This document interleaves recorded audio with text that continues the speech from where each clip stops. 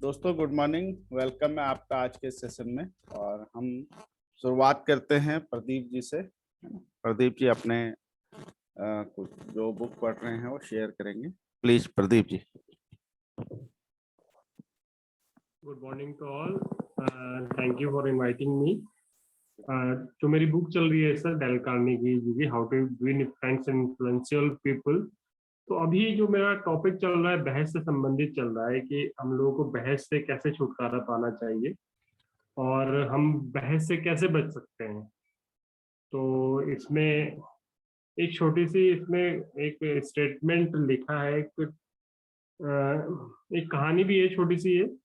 इसमें क्या है कि एक बार क्या होता है कि एक ट्रक बेचने वाला एक ना वो होता है कंपनी का जो मालिक होता है, वो क्या करता है कि जैसे जब भी ट्रक बेचने के लिए जाता था उसे अपने जो ट्रक थे ना उसके ऊपर बहुत मतलब वो था, सोचता था जब भी मतलब बहुत तारीफ करता था अपने ट्रक्स की। वो अगर कोई दूसरा व्यक्ति उससे कह देता था नहीं नहीं तुम्हारे ट्रक में यार ये खराबी है, तो वो उससे बहस करने लग जाता, नहीं नहीं ऐसा नहीं है, ये नहीं है, वो नहीं है। तो हमेशा मतलब इस तरह से ही करता। तो उसकी वजह से क्या होता था कि उसके ट्रक कोई खरीदता नहीं था। जब भी वो बहस करने लग जाता था तो उसके ट्रक मतलब अगर वो कोई व्यक्ति दो थोड़ा सा भी उससे कह देता था नहीं नहीं इसमें यार ये चीज खराब है, ये थोड़ा सा ऐसे होना चाहिए, इसका मॉडल थोड़ा सेफ ऐसे ही होना चाहिए, तो बहस शुरू कर देता, जिसकी वजह से उसको बहुत नुकसान होता था। तो बाद में उसको बहुत बाद में जब उसको समझ में आया कि यार इसकी वजह से मेरी मतलब जब भी मैं बहस करता हूँ इसकी वजह से मेरी मतलब सेल्स पे बहुत ज्यादा इफेक्ट पड़ रहा है ना। तो अब जब वो इस चीज को सुधारता है अपनी बहस के जो करने जब भी करने जो सुधारता है, तो उसके बाद में उसकी ट्रस्ट की जो सेल वो बहुत अच्छी बढ़ जाती है ना। तो अब एक एक बार क्या होता है कि बोस्टन ट्रांसक्रिप्ट में एक बार एक महत्वपूर्ण पंक्तियां लिखी थी, एक पंक्तियां लिखी छपी हुई थी। वो पंक्तियां क्या थी? अब पंक्तियां थी, यहाँ विलियम जे का शरीर लेटा हुआ है जो सही रास्ते पर चलने की खातिर मर गया। गाड़ी चलाते समय वह सही था, पूरी तरह सही था, परंतु वह उतना ही मुर्दा है जैसे गलती उसी की थी। मतलब कहने का मतलब है कि उन्होंने बताया कि कोई एक विलियम जे नाम का व्यक्ति है, वो मर गया है और मतलब सैया पे लेटा हुआ है ना। और वो क्या है कि वो सही रास्ते पे था लेकिन उसने किसी और व्यक्ति ने आके ठोक दिया उसको। लेकिन वो मरा हुआ तो उतना ही है जितना कि एक गलत करने वाला व्यक्ति भी मरता है।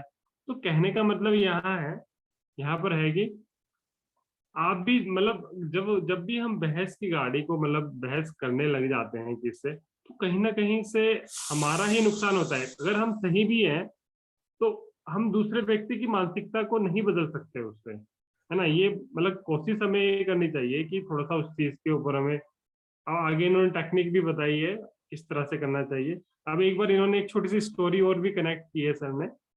इन्होंने बताया कि एक बार क्या होता है कि आयकर एक सलाहकार होते हैं, है ना, और एक इनकम टैक्स ऑफिसर के बीच में एक बहुत बड़ी बहस हो जाती है, वो भी खाली 9,000 रुपए के लिए कि यार ये टैक्स लगना चाहिए ये नहीं लगना चाहिए। आयकर सलाहकार जब जो कि सही था, वो सही था आयकर सलाहकार कि सर इस रूल के अंतर्गत ये टैक्स नहीं लगना चाहिए, जबकि जो इनकम टैक्स ऑफिसर था वो लगा रहा था उसके ऊपर। और वो डायरेक्टली कह रहे थे उससे कि भाई ये नहीं लगना चाहिए।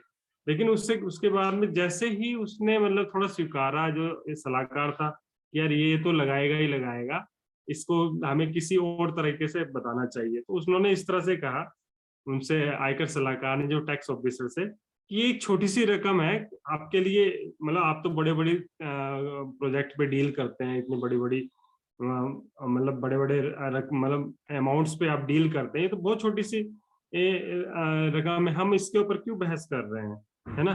कि मेरा तो किताबी ज्ञान हो सकता है लेकिन आप तो इतने बड़े एक्सपीरियंस्ड आदमी है। तो उन्होंने उसको महत्वपूर्ण थोड़ा सा साबित किया। तो उसके बाद में क्या होता है कि वो व्यक्ति उस टाइम तो चले जाता है जो इनकम टैक्स ऑफिसर होता है ना। तो उस टाइम चले जाता है, लेकिन बाद में वो एक लेटर भेजता है उनको, और उनकी जो वो कह रहे थे 9,000 रुपए का जो टैक्सेशन का था आर्थिक सलाह का, वो छूट जाता है ना। तो इन्होंने एक आगे बताया कि बुद्ध ने कहा था, नफरत नफरत से नहीं बल्कि प्रेम से खत्म होती है, और गलतफहमी भी बहस से नहीं बल्कि समझदारी, कूटनीति, सद्भावना और दूसरे के नजरिए को समझने की इच्छा से खत्म होती है। जब भी हम लोग कभी पे बहस करते हैं तो इन्होंने टेक्निक बताई है, असहमति का स्वागत करें। जैसे हम किससे असहमत हैं उसका स्वागत करना चाहिए, है ना, और अपनी भावना पे पूर्ण रूप से भरोसा करें सबसे पहले, और ठंडे दिमाग से सोचें, थोड़ा सा अपने गुस्से पर काबू करें, पहले पूरी बात को सुने, ईमानदार रहें।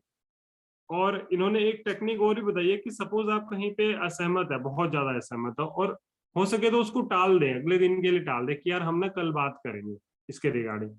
और उन्होंने बताया कि एक बार ना अपने आप से, ऐसा भी हो सकता है कि अगर हम किसी चीज से असहमत हो उसमें हम भी गलत हो सकते हैं, है ना, अपने आप को भी इंट्रोस्पेक्ट करना चाहिए उसमें। और उन्होंने बताया है कि एक छोटा सा स्टैंजा है, मैं पढ़ूंगा इसको सर, है ना, उसमें बड़ा अच्छा बताया इन्होंने। क्या यह हो सकता है कि मेरे विरोधी सही हो? अपने आप से पूछना है ये, क्या यह हो सकता है कि मेरा विरोधी सही हो, आंशिक रूप से सही हो? क्या उसके नजरिए या तर्क में सच्चाई या दम है? क्या मैं वास्तव में समस्या को सुलझाने की कोशिश कर रहा हूं, या मैं केवल एक कुंठा निकाल रहा हूं, या मैं गलतियां निकाल रहा हूं खाली?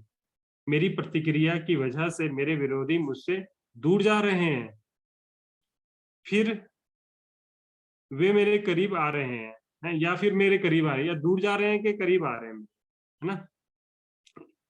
ये जो हो रहा है इससे मेरी प्रतिष्ठा बढ़ेगी, या मैं जीतूंगा या हारूंगा, ये भी सोचना है। अगर मैं जीतता हूं तो मुझे कितनी कीमत चुकानी पड़ेगी, है ना। और अगर मैं इस बात पे शांत रहता हूँ, है ना, तो या सहमत हो जाता हूँ उससे, तो मेरे को कितना मतलब फायदा होगा। ये थोड़ी सी टेक्निक बताइए, बड़ा अच्छा लगा था मेरे को पढ़ के, मैं इतना ही ये कहना चाहूंगा। Over to Das, thank you. बिल्कुल प्रदीप जी, बहस का परिणाम कभी अच्छा नहीं होता, बस दूसरे के नजरिए से, कहते हैं ना, दूसरे के शू में पाँव डाल के देखिए, उसकी तकलीफ पता चलेगी। बिल्कुल सही बात है, सही टेक्निक है कि हम किसी से अपनी बात कैसे मनवा सकते हैं।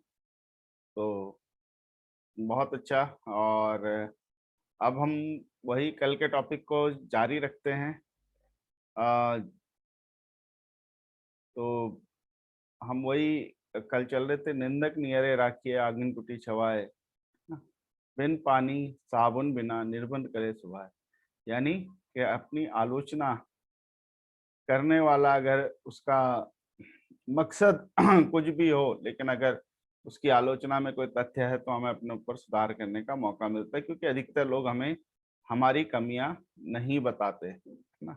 और कोई अगर बता रहा है तो उसको वेलकम करना चाहिए। हम क्या करते हैं, बुरा मान जाते हैं उसको, बहुत सारी चीजें हैं। अच्छा, आपको अपना टेस्ट करना हो, है ना, मैं अपना टेस्ट करूं कि मैं इस ट्रैप में फंसता हूं या नहीं।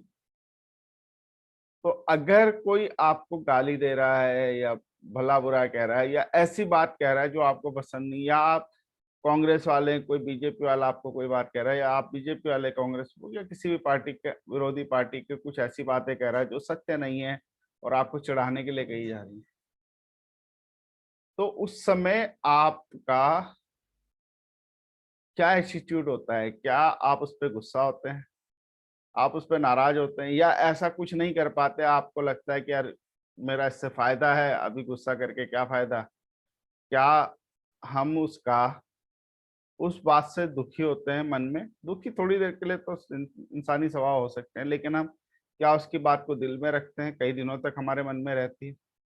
अगर ऐसा है तो हमें अपने आप में सुधार की, हमारे अंदर बहुत सारी गुंजाइश है और हमें बहुत सारा सुधार उसमें करना होगा।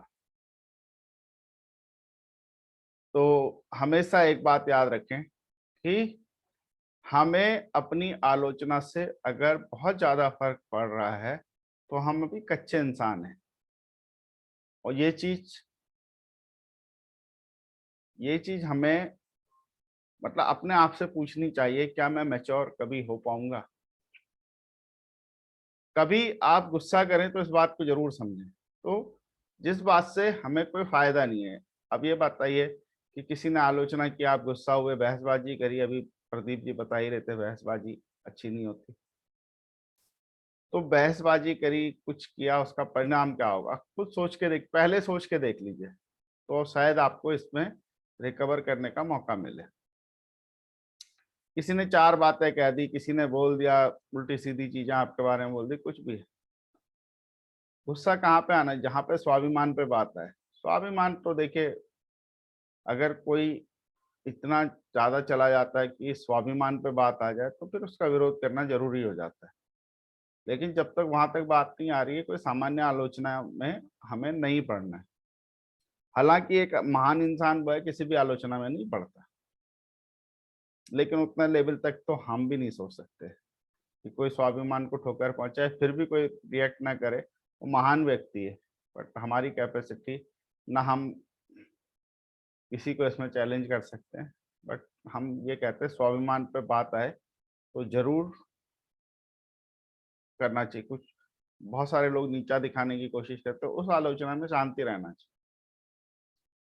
तो चलिए, कल हम बोल रहे थे कि अगर परिवार में या अपने खास दोस्तों में, जिसमें आप, बाकी दुनिया सुधारने की जरूरत तो हमें है नहीं, है ना, क्योंकि किसी को भी दुनिया में सुधारने जाएंगे तो सबसे पहले तो ये नहीं मानेगा मैं गलत हूँ। दूसरी बात, जब वो ये मानेगा ही नहीं तो सुधारने का तो बात ही गुंजाइश है। फिर ये सब मात्र चर्चाएं होती हैं और कुछ नहीं, टाइम पास है, किसी को हम बोलते हैं, समझाते हैं। तो सबसे पहले शुरुआत होती है हमसे। क्या हम अपने आप को सुधार सकते हैं? भाई, हम अपने घर पे या मित्रों को चार बार तुमको कहते हैं यार तुम ऐसा नहीं, ऐसा करो, ऐसा करोगे तो अच्छा है, सेहत के लिए अनुलोम विलोम करो, और खुद ही नहीं करता। तो सबसे पहले मुझे अपने आप को सुधारने की जरूरत है। अब दूसरी बात, हमारा परिवार हमसे एसोसिएट है, हमें पता है बच्चे गलत जा रहे हैं, वाइफ अच्छा नहीं करे, इसका परिणाम गलत हो सकता है फ्यूचर में, या जाने अनजाने इस तरह को जानबूझ के तो ऐसा काम करता नहीं। तो आप क्या करते हो बच्चों के साथ, या मैं क्या करता हूँ बच्चों, तुम ऐसा नहीं करते, वैसा नहीं, इतना लंबा चौड़ा लेक्चर दे दिया, कोई थप्पड़ मार देता है, कोई डंडा मार देता है। और डंडा मार दिया तो ठीक है, कम से कम डर के मारे वो दोबारा वो काम नहीं करेगा। लेकिन नॉर्मली अगर इतना लंबा लेक्चर हम देते हैं तो हमें सुधर जाना चाहिए। डंडे से पीटने का मतलब है कि बेटा ऐसा काम करोगे परिणाम यही आएगा। लेकिन अगर हम इस समझ या सोच के लोग हैं कि हमें संवाद करना चाहिए, तो हम उठा के क्या करते हैं, उठा के बीवी को इतना लेक्चर, लंबा लेक्चर दे दिया, या वाइफ ने पति को इतना लंबा लेक्चर दे दिया। परिणाम क्या हुआ? क्या वो माना? हर किसी का ईगो होता है, और स्त्रियों का ईगो ज्यादा होता है। आप अगर वो अपने ईगो पे आ गई तो आप कुछ नहीं कर पाने। तो बच्चों को, अब देखिए, बच्चे और वाइफ सबसे ज्यादा, व्यक्ति को लगता है कि ये सबसे ज्यादा अपडेट रहे हैं दुनिया में। तो हम बार बार उन्हीं को कहते हैं तुम पढ़ते नहीं हो, तुम ऐसा नहीं करते, तुम वैसा नहीं करते, तुम, मतलब 36 चीजें हम कहते ही रहते हैं सुबह से शाम। लेकिन होता क्या है कि वो क्या उस बात को मानते हैं? वो कहते हैं यार पापा आए बोल के चले जाएंगे, छोड़ो जाने दो, बोलने दो इन्हें। ना, मेरे साथ भी ऐसा होता था, होता है भी ना। तो कई बार हम लेक्चर देने बैठते हैं तो सेम चीजें होती हैं। तो फिर क्या करें, छोड़ दें ऐसी? नहीं, पर कुछ स्टेप्स पे हमें काम करना जरूरी है। जो, अगर हमें कोई भी व्यक्ति नियर एंड डियर, फ्रेंड, या जो आपको लगता है ये सुधरना चाहते हैं, इसके विलिंग है, तो क्या करना चाहिए? तो उनकी, किसी, सबसे पहले तो थंब रूल है कि किसी व्यक्ति के काम की आलोचना करें, उस व्यक्ति की आलोचना कभी ना करें। उस व्यक्ति की हमेशा तारीफ करें, उसके काम की आलोचना करें। सबसे पहला नियम ये है। तो तुम बहुत बेकार आदमी हो, तुमने ये कर दिया, ऐसे नहीं। आप बहुत अच्छे व्यक्ति हैं, लेकिन ये काम से मैं सहमत नहीं हूँ। इस इस काम का परिणाम क्या, आप मुझे बता सकते हो क्या होगा? उसी उसी से उसी के मन से निकालिए बात। तो दूसरा, जब भी हम किसी को आलोचना के मोड में आते हैं, तो उसको ये लगने लगता है कि ये वो उसको लगता है कि ये मेरे अस्तित्व पे सवाल उठा रहा है। तो इसलिए आदमी हमेशा, आप देखेंगे जब भी आप किसी की गलती से भी आलोचना कर दो, आपका इंटेंशन नहीं रहा है आलोचना करने का, आपको लगता है मैं तारीफ कर, उसको लगता है कि वो ये मेरी आलोचना तो एकदम अस्तित्व से सवाल, आपके साथ मतलब बहुत बुरा व्यवहार करने लग सकता है। ये पॉसिबल है। घरों पे झगड़े भी मेन ये है। तो आप सब्जी में नमक नहीं डाला तो हमेशा ऐसे ही करती हो, ये है वो है। जब हमेशा वाला आ जाता है ना, तो वो तो हमेशा से कहते थे कि हमें घुमाने ले जाओगे वादियों में, हो गया। अभी कितनी बुरी लगती है आलोचना। तो इन सब चीज को हमने भी महसूस किया है, और हमने भी ओवरकम किया, कर भी रहे हैं। सीखना तो प्रोसेस है, लाइफ टाइम प्रोसेस है। तो होता क्या है, सबसे पहले तो आप अपनी इंटेंशन क्लियर करो कि मैं ये सब जो कर रहा हूँ लेक्चरबाजी घर पे, या मैं जो कर रहा हूँ घर पे, तो सबसे पहले क्या करना चाहिए कि हमें अपना इंटेंशन तो क्लियर करना ही चाहिए। यानी मैं ये बात क्यों कह रहा हूँ, पहले मुझे ये स्पष्ट होना चाहिए। क्या मैं भड़ास निकालने के लिए कह रहा हूँ? क्या मैं चाहता हूँ ये सुधर जाए? यानी मेरी भावना क्या है? बिना भावना के लेक्चर दे दिया, कल हमने क्या लेक्चर दिया था, आज हम खुद ही भूल गए। तो इस इन सब चीजों से कोई भला नहीं होने वाला, हमारी सीरियसनेस ही कम होगी। फैमिली में कोई हमारी बात ही सीरियसली नहीं लेगा। तो सबसे पहले हमें करना क्या पड़ेगा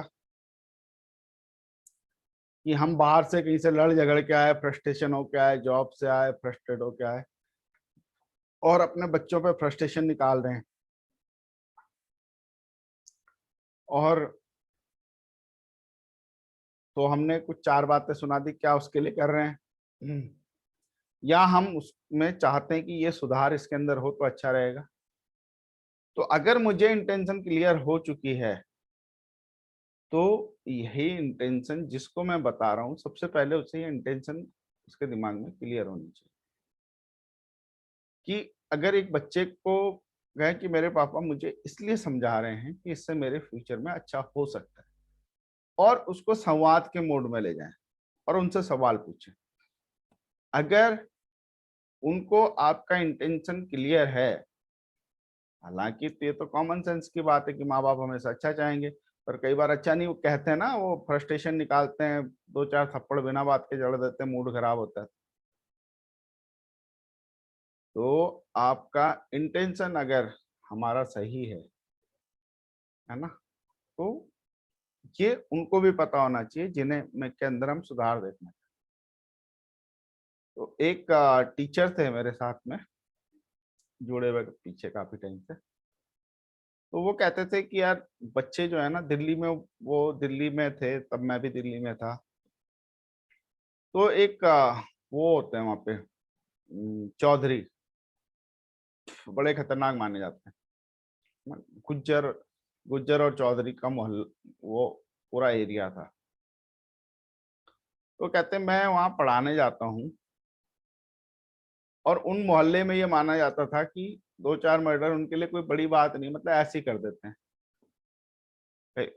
एक बार तो हमारे सामने भी उन्होंने गला काट दिया था किसी का।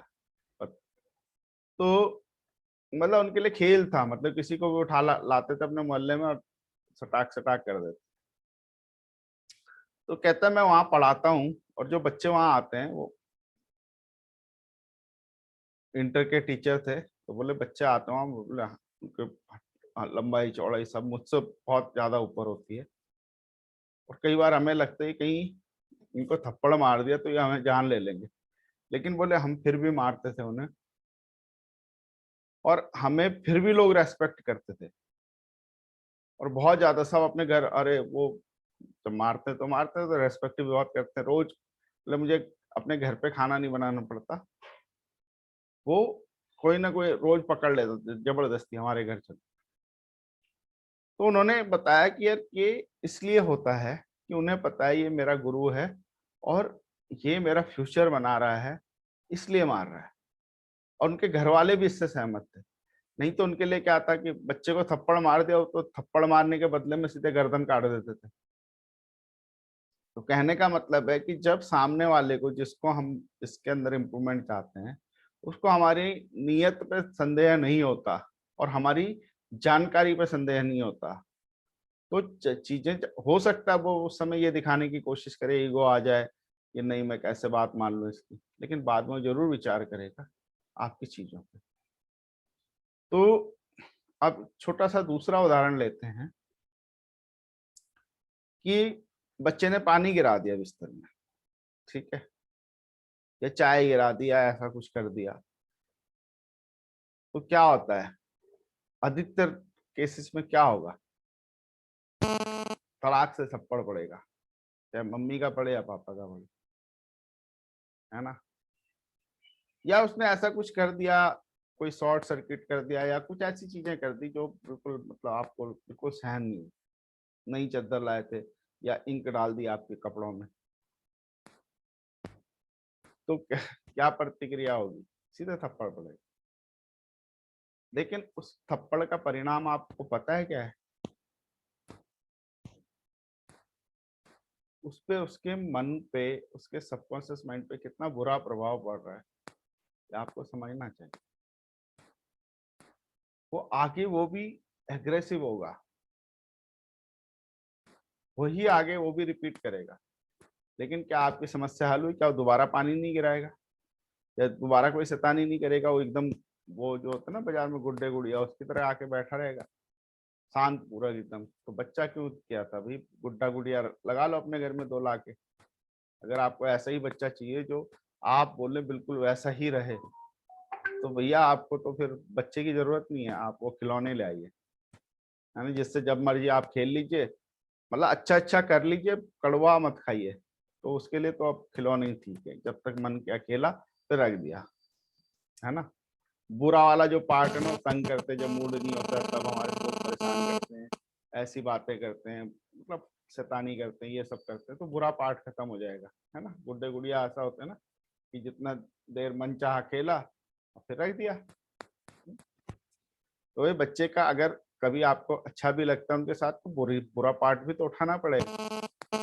वाइफ के साथ आपको बहुत सारी चीजों की टेंशन होती है, तो भाई खाना भी तो खाते हैं, कपड़े भी तो धुले मिलते हैं, बहुत सारी चीजें भी तो मिलती है।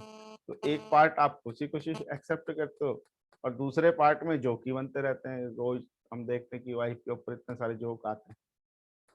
तो कहने का मतलब है कि उसकी छवि ऐसे बना दी गई, पत्नी है तो बुरी होगी, मतलब बहुत सारे जोक्स वगैरह में। सबके लिए बात सत्य नहीं है, लेकिन 90% लोगों को ये गढ़ दिया। अब किसी के मन में नहीं भी है ना, तो उसे चुटकुले सुना सुना के गढ़ दिया जाता है, और यही चर्चा है। तो कहने का मतलब है आलोचना का हमारा इंटेंशन हमें क्लियर होना चाहिए, सामने वाले का इंटेंशन उसे क्लियर, हमारा इंटेंशन उसे भी क्लियर होना चाहिए। और जब चीजें समझा के हो सकती हैं, उससे डिस्कशन करके चीजें हो सकती है, तो थप्पड़ मारने की कोई जरूरत नहीं। बच्चे ने पानी गिराया तो हम उसे समझा सकते हैं, क्योंकि जो गिर गया वो वापस नहीं आ सकता, जो नुकसान उसने कर दिया वो वापस नहीं आ सकता। लेकिन आगे अगर हमें नुकसान से बचना, हम पीटेंगे दोबारा वही करेगा। उसको पता है कि मैं ये करूंगा, उसका वजह से थप्पड़, और कोई जानबूझ के तो करता नहीं, है ना। बस उसे समझ नहीं होती उस चीज की, ठीक है। तो ये भी हमें समझना चाहिए। तो जब हम अपने बच्चों को उसके साथ बात कर रहे हैं, और जब यंग हो जाते हैं बच्चे, 10 12 14 साल की उम्र में जाते हैं, तो बहुत और चैलेंज आते हैं। 9 10 साल तक तो आप समझाते हो, प्यार से मान भी जाते हैं, उसके बाद तो समझाने से भी कई बार नहीं समझते। तो क्या पीटना शुरू कर दें, लेक्चर देना शुरू कर दें, क्या करना चाहिए? यह आपको खुद सोचना है। मैं तो यहीं पे अपनी बात समाप्त करता हूँ। अपना इंटेंशन क्लियर करिए, उसको भी क्लियर करिए मेरा इंटेंशन ये है, उनके साथ संवाद करिए और समाधान में सहयोग करिए। यही चीजें हैं जो हमें एक बच्चे के साथ करनी होती है। और ऐसा नहीं कि समाधान दे दिया और हमने सोचा हो गया, नहीं, क्योंकि हम अगर एक सवेरे उठने की कोशिश कर रहे हैं, सालों से नहीं हो पा रहा है, तो बच्चा से हम कैसे उम्मीद करेंगे एक दो बार मैंने बोल दिया और उसने कर लिया। साथ में उसके साथ सहयोग भी करें। तो दोस्तों, ये मेरी बात थी कि आलोचना या किसी में सुधार करना इसीलिए करते हैं हम आलोचना कि किसी में सुधार करने के, परिवार में तो शायद इसीलिए होता है। तो कोई ईगो के कारण कर रहा तो वैसे ही गलत कर रहा है, लेकिन उसको लग रहा है ये गलत है, तो बिल्कुल सबसे पहले तो खुद चेक करे ना गलत है या नहीं है। उसके बाद अपना इंटेंशन क्लियर करे, और उसके बाद उसको अपना इंटेंशन क्लियर करे, उसके बाद संवाद करे, समाधान निकाले और समाधान में सहयोग करे, क्योंकि किसी को सुधारना एक पीड़ादायक प्रोसेस है अपने लिए भी, कोई आसान नहीं है। हम कह देते हैं बात कहेंगे सुधर जा, बात करने वाले 36 लोग मिलते हैं, लेकिन किसी को सुधार के देखिए। अगर आपका इंटेंशन क्लियर है, आपकी नीयत साफ है और आप वाकई में चाहते हैं सुधरे, उसके लिए आपको भी बहुत पेन उठाना पड़ता है, याद रखिएगा। तो दोस्तों, यहीं पे मैं अपनी बात समाप्त करता हूँ और अब आते हैं डिस्कशन में। हम शुरू करते हैं। नितिन जी।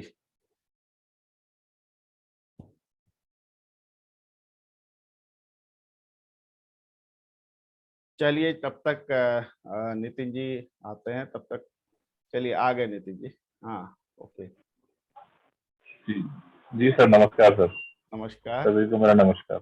हाँ, सर खैर मुझे मतलब जो आज टॉपिक आपने छेड़ा आलोचना, तो एक मैंने वाक्य पूरा लिखा था कि कभी भी व्यक्ति की आलोचना ना करे, उसकी काम की आलोचना करे अगर आप करना चाहते हैं, क्योंकि व्यक्ति तो सभी ठीक होते हैं। तो ये मतलब बिल्कुल मेरे दिल को छू गया। बेसिकली ये होना भी चाहिए। और हम होते हैं कि हम ना अपने कहते हैं ना भड़ास निकालने के लिए सामने वाले को ही आलोचना करना शुरू कर देते हैं, काम से कोई मतलब नहीं होता। जबकि ये आज मुझे एक नया मतलब नया क्या, मेरे लिए ये नया इसलिए क्योंकि हम नॉर्मली करते ही नहीं है इस तरह की आलोचना। हम सीधा इंसान को ही करना शुरू कर देते हैं। और आज प्रदीप जी ने भी काफी अच्छी बातें बताई कि किस तरीके से उन्हें समाज में जो है रहना चाहिए। तो अभी मैं थोड़ा सा, एक्चुअली मेरी वाइफ की तबीयत खराब थी तो मैं थोड़ा ज्यादा सुन नहीं पाया। मैंने दो चार थोड़ा सुना और उसके बाद मैं फिर किसी काम में लग गया था। तो सर आज इतना ही बोलना चाहूंगा कि मैं आज इसको मैं यूट्यूब पर देखूंगा दोबारा से पूरा, और फिर मैं कल इस टॉपिक पर आपको डिस्कस करूंगा। बिल्कुल। Thank you Nitin ji, thank you. बिल्कुल आपने कहा। पंकज कुमार जी।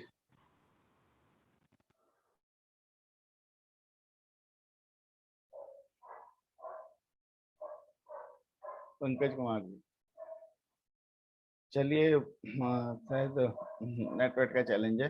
अब हम सुनते हैं रविंदर जी को।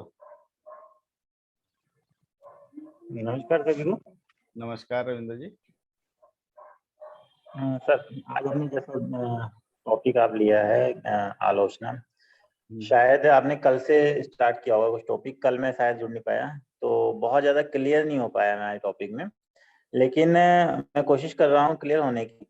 जी। लेकिन जितना ही मैंने समझा है इस टॉपिक को जो आपने बताया, तो आलोचना जो है ना, आलोचना बंदे को परेशान कर देती है, अपने आप खुद को ही परेशान करती है। वो हम कर तो देते हैं आलोचना, लेकिन वो अपने आप को ही बाद में हमें ही परेशान करेगी। हम अभी तो बोल के आ जाएंगे कि जो है जी वो ऐसा है, वो ऐसा है, किसी के सामने बोल देंगे, सपोज उसके पीठ पीछे किसी के सामने उसकी आलोचना कर दी, तो हमें लगता रहेगा कि यार वो कहीं उसको ना बोल दे।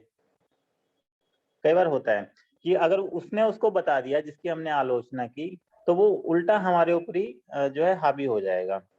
तो आलोचना करने की बजाय हमें जैसा आपने बोला कि उसकी तारीफ करनी चाहिए, प्रदीप जी ने बोला, उसको महत्वपूर्ण साबित करना चाहिए, और जिससे वो धीरे धीरे उस आलोचना से बाहर निकलने लग जाएगा। हम उस आलोचना से, उसकी आलोचना करने से अब खुद ही बाहर निकलने लग जाएंगे, और जो है हम खुद ही क्लियर होने लग जाएंगे कि आलोचना की जगह हम, हमारे सबकॉन्शियस माइंड में बैठने लग जाएगा कि हम उसकी तारीफ करें। Thank you sir. Thank you Ravinder ji. जो काम तारीफ करती है, आलोचना नहीं करती, लेकिन कभी कभी आलोचना करना भी जरूरी हो जाता है। तो प्रदीप कुमार जी।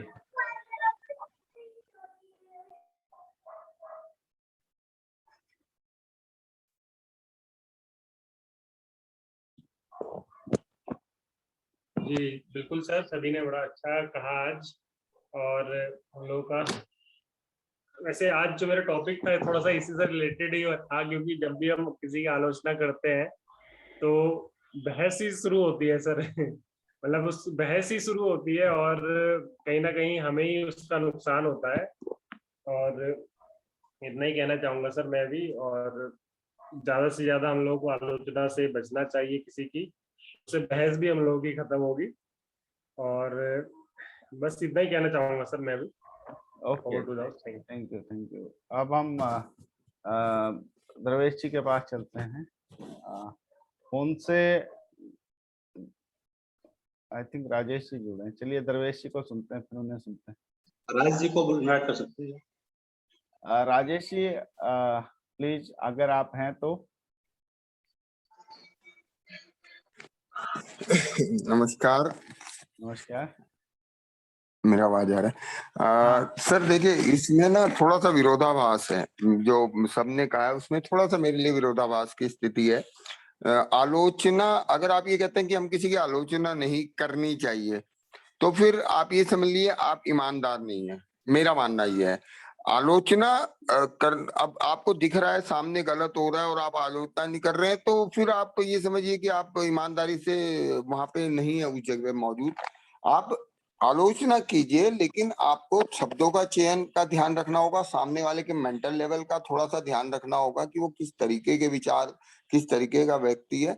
इन चीजों को ध्यान में रखते हुए करना होगा। और देखिए, आलोचना जो है ना, कई बार सुनने में भी सुनने का भी हमें, जैसे मेरी कोई आलोचना कर रहा है तो मुझे ये भी ध्यान देना होगा कि सामने वाला जो आलोचना कर रहा है उसका मेरे मतलब वो मेरे भले के लिए भी कई बार वो सिर्फ मेंटल लेवल का फर्क है सर। मैं आपको एक छोटा सा एग्जांपल बताता हूँ। जब कागजों के ऊपर अप्रेजल होते थे तो अब हमारे बॉस ने एक बार मुझे कहा था कि राजेश, सब लोग ना मेरे बारे में अच्छा अच्छा लिखते हैं और कोई भी मेरे बारे में ना कुछ मेरी कोई गलती नहीं बताता है लिखते हुए जब ऊपर भेजते हैं। तो मैंने कहा सर, ये ह्यूमन नेचर होता है। मैं आज लिख दूंगा ना, आप उस वक्त कुछ नहीं बोलोगे, लेकिन बाद में बोलोगे ठीक है साले, मैं तेरे को बताता हूँ। तो स्थिति कुछ ऐसी है। हमें आलोचना भी करनी चाहिए, लेकिन ये सारा खेल जो है वो मेंटल लेवल को समझने का है। अगर आपको लगता है सामने वाला आपकी बात को समझेगा तो आप उसकी आलोचना कीजिए, बिल्कुल कीजिए। और अगर नहीं है तो फिर आपको थोड़ा सा ध्यान देना होगा।